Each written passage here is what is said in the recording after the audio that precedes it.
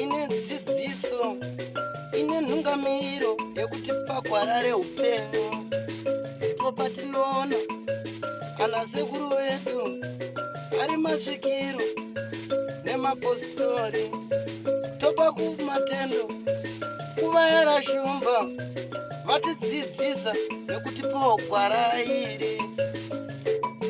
Tinokwasai muri yeZimbabwe nhasi rimwe zuva rangu zita ndinonzi Andrew Neshamba. Ese mazira munoita patakaita nhau yaShadow uya muchinda wokupfimba amai vake.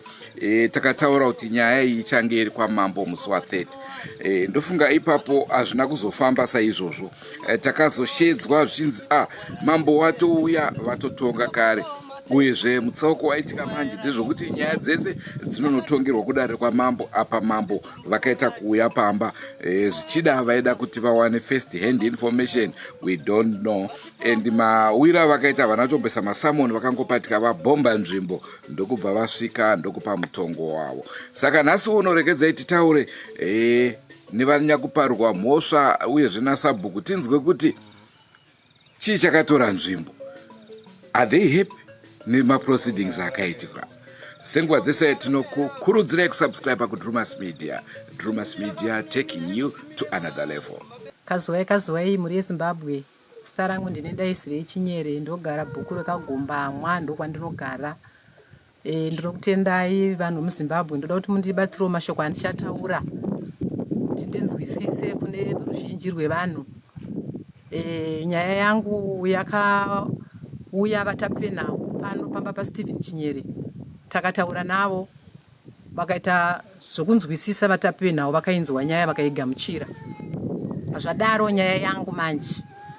Nyaya yangu yakatanga kwaHeadman, kwaJingo.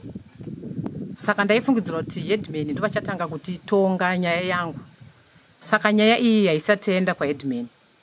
Takazoona mambo vachiuya namakorokota avo pamba paStephen Chinyere vachibvunza kuti tauya kuti tizonzwa kuti nyaya yenyu yakafamba sei. Ini ndokutanga kutaura pamberi pevanhu, ndakatanga kutsanangura sematsanangura andakambodei kutanga ndofunga vakambonzwa nyaya vanoiziva. Saka ndakatanga kutsanangurira mambo kuti ini ndinoitwa Daisire Chinyere, Shadow mwana wababa mukuru vangu chaivo asiri wokufungidzira. Vakayamwa zamburi mwachete, Stephen Chinyere naNaison Chinyere. Murume wangu ndiye mudiki, Naison ndiye mukuru. Shadow kuuya kuti anondida inini ndine vana 2 nditsanangurira mambo.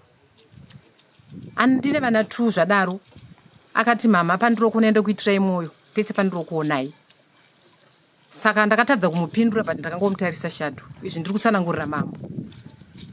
Shadow achida inini kundiitira mwoyo pese paanondiona zvakandiresa hana. Ndakasumuka pamba pangu ndakaenda kwaAMAI Chingoma ndovatete hanzvadzi yemurume wangu. Ndakanovaudza kuti atete zvanzi naShadow ndokudai ndoda kurara nemi. Atete vakati asi anopenga here. Zvine inini kuti nitaure naShadow handigoni, Shadow anondirova. Alright, ipapo ndingakubate muromo.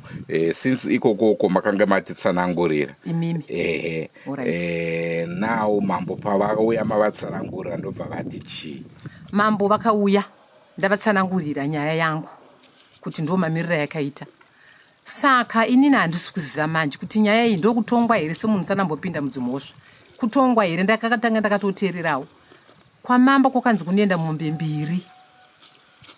Mambo akatopiwa mombe nembudzi dzake 2 zvakatotorwa naMambo zvakatoenda. Zvoreva kuti kwasara mbudzi 2 nemombe 1 zvichienda kwaMambo. Shadow haana kubvunzwa, haana kuudzwa naMambo kunzi iwo Shadow chapa amai ava mombe. Akatoita kutobvunzwa kunzi naiwe Shadow amai vawasvibisa uchavaita sei. Ndobva adaira nezuro pasi akati ndinovapa mombe. Vabvunza vai ndo vakazoti nembudzi pamusoro. Saka izvozvo hazviite. Ndaifunga kuti mambo vachabvunza kuti zvatataura ndizvo here magutsikana nazvo, but havana kuita saizvozvo. Vakangoti nyaya iyi yatopera kakwavari ana mambo. Asi inini hazvina kundifadza, hazvina kundigutsa. Sokuti ipapo ndanganisino hama yangu yanga iripo ndinovana vangu chete. Ndaifungidzira kuti vachabvunza sokuti madzimambo ndo vanonyatsoziva mutemo. kuti muna hama yenyu here iri pano hapana kubvunzwa saizvozvo. Mombe zvikanzi munopiwa mombe 1 inini manje mupariri womhosva mombe 1 nombudzi 1 nehuku 1 ndakangonyarara handira kubvunza. Saka inini ndiri kufunga kuti ko pamubhedha chaipo paakarara pavarume vangu pavakafira baba vepamba pano Stephen ndo paakafira ndonzi mombe 1 ko pamubhedha panoitwa sei? Mombe handisizoti ndeyekuti kuda kurara kwaita neni here kana kuti yekugara pamubhedha. Dai vakanditsanangurira kuti mombe iyi ndeyekugara paakaita pamubhedha ndainzwisisa. Saka nanhasi handisi kutombonzwisisa kuti mombe ndiye chii yakananga pakuti chii nashadho. Saka ndotoda kutoti ndibatsirwe ipapo, hazvisi kundifadza, hazvisi kundigutsa. Zvoti musi wa30 svondo rino nhasi isandi, musi wechina tiri kutoenda kwaheadman. Samoni raheadman titori naro. Saka ivo mambo ndaifungidzira kuti vachatora samoni kuti nyaya yapera. Havana kutora samoni kana kuruvhunza. Saka ndoda kutobatsirwawo pana izvozvo kuti ndinyatsoziva kuti nyaya iyi iri kuperera papi. Zvino zvinotongondirwadza nokundibata kuti ndinyatsoziva kuti ndokutonga kwacho here. Plus handizive kuti mambo kuuya kwavakaita pamusha vachibvunza nyaya iyi pamusha ndisingazivewo. Ndoda kutobatsirwa zvichida pangu ndiita sendiri kuvashora but handisi kuvashora. Kuti vakauya pamba vachibvunza pari pamusha kuti zvakafamba sei pamusha pangu inini pakaitirwa nyaya yacho. Saka ndiri kuti handisi kuziva kuti kutongwa kwenyaya. So dai kwanga kuri kutongwa kwenyaya taienda kwamambo tonotongwa manje tiriko nemakorokota avo, but vakauya nemakorokota avo ese vakanga vanawo. Saka kumanje kuti ndichizoti kutongwa handichaziva. Saka ndoda kutobatsirwawo kuti ndinzwisise kuti kutongwa here kwenyaya ikoko. So ndinochinzwa nyaya dzakaitika dzinonzi dziri kuenda kwamambo, dziri kuenda kwamambo. Yangu yakauya pamba, asi dai vakazosiya mambo vati muchatevera kwamambo nenyaya yenyu. Havana kutaura kuti muchatevera kwamambo. Kureva kuti kuna mambo yakatopera handisi kuziva. Saka inini ndamirira musi wa30 kuti ndiende kwaheadman. Ndonzwa kuti headman vanotiti nyaya iyi kutongwa kwayakaitwa ndizvo here kana kuti yakatopera kwaheadman. Ndokwandatomirirawo. Saka zvinhu zviri kutondibata zvinotondirwadza kuti haina kutongwa kwandiri, haina kutongwa nyaya yacho, haisi kutongwa kwenyaya.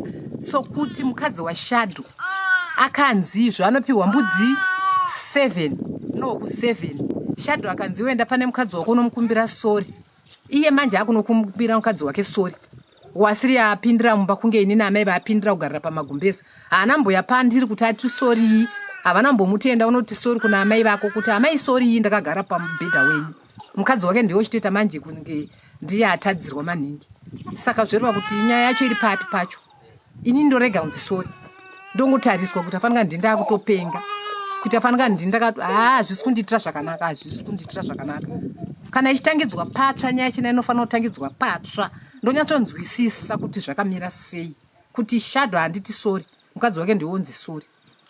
Ngazvibude zvakadaro. Ndinokwazisai muri yeZimbabwe, ndinonzwa Saneli Chibisapuro muvillage Magombama.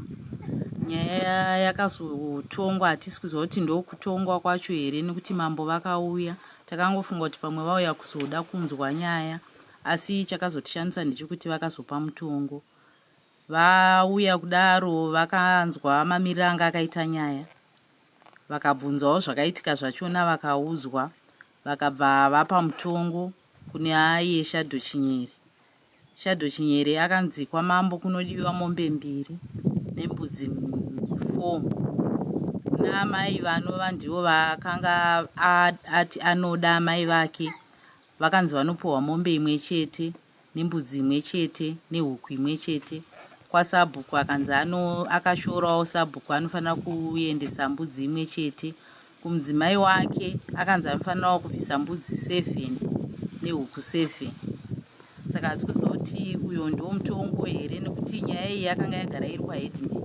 Headman ndo vatakatanga tazivisa, vakauya vakanzwa nyaya yese, vakapa masamoni kuna Shadho kunzi nyaya iri kumusi wa30. Saka takazosvika pakufonera headman kuti tinzwisise kuti nyaya iyi zvayatongwa namambo ichatongwa futi here. Saka headman vakangoti nyaya iriko musi wa30, musi wechina. Saka vachitoti ivo vane wavo mutongo wavanopa. Saka hatisi kuziva kuti vachanofambisa sei nyaya yacho. Asi imimi Sabhuku tingati makagutsikana here nemutongo wakapiwa namambo? Inini zvangu Sabhuku mutongo wakapiwa namambo hauna kunyanya kundifadza. nekuti amai vanova ndivo vakaitirwa nyaya iyi. Ndaamai vaifanira kunge varivo vaitofanira kunge vaitopiwa mombe dzakati kuti, nekuti akapinda zvemumba mababa aifanira zvekuripa mumba mababa maakanorara pambedza pababa. Uyezve isusu inini zvangu sabhuku ndakaenda pachichemo chokuti inini munhu akadai achakwanisa kugara naye muvhileji, nekuti nyaya dzasi dzokutanga achiita iyo shadho chinyere nyaya dzake dzawandisa. Saka takaenda pachichemo chokuti hatichakwanisi kugara naye, asi mambo vakati semwana ari wemuno muvhileji hatikwanise kumudzinga. Isi takandangoti ngavamupe vamudzinge munomu atsvage kumwe kwokunogara zvake, nekuti hatingagari munhu akadaro mangwana achazoita zvinhu zvakadarika izvozvo. Zvakaitika pakutanga ndezvekuti pakaitika nyaya iyi takatohaya mota tikaenda kunotora headman. Tichisvika kwaheadman vakati izvi hazviite kuti ndiende ndega, nekuti tikaenda tosvika tomuburitsa anogona kuzoenda kumapurisa ontaura ndandakakepchwa usiku hwese vanga vakandivharira, saka ende tinotora mupurisa. Saka takaenda tikanotora mupurisa tikauya naye.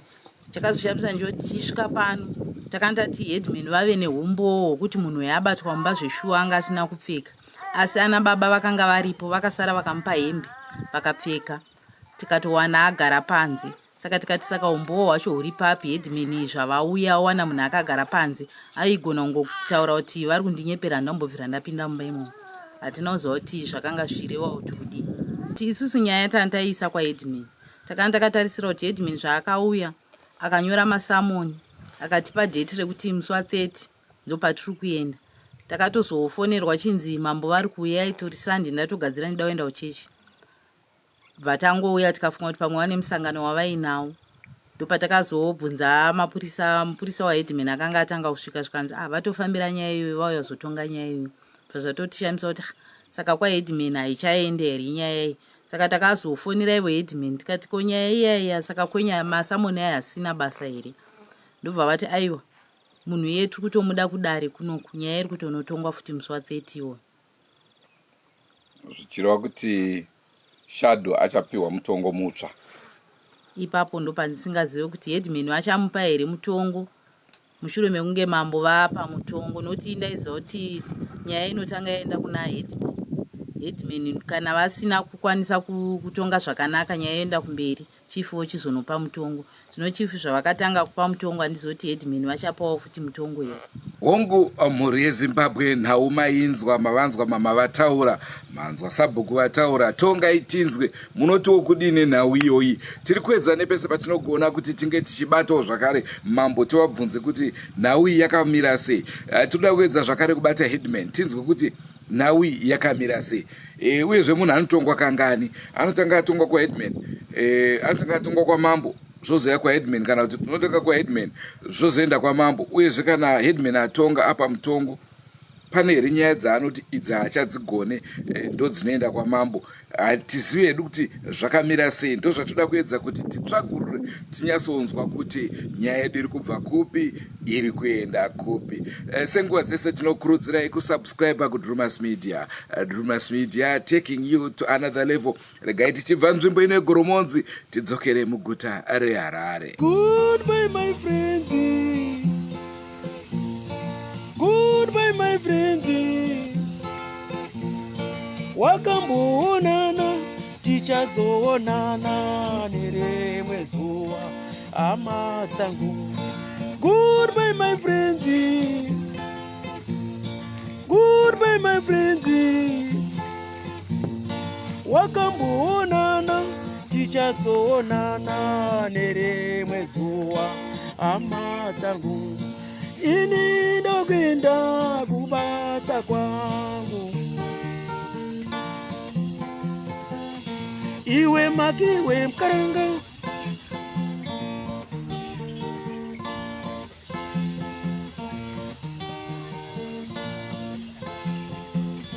Iwe makiwe mkaranga. Iwe makiwe mkaranga.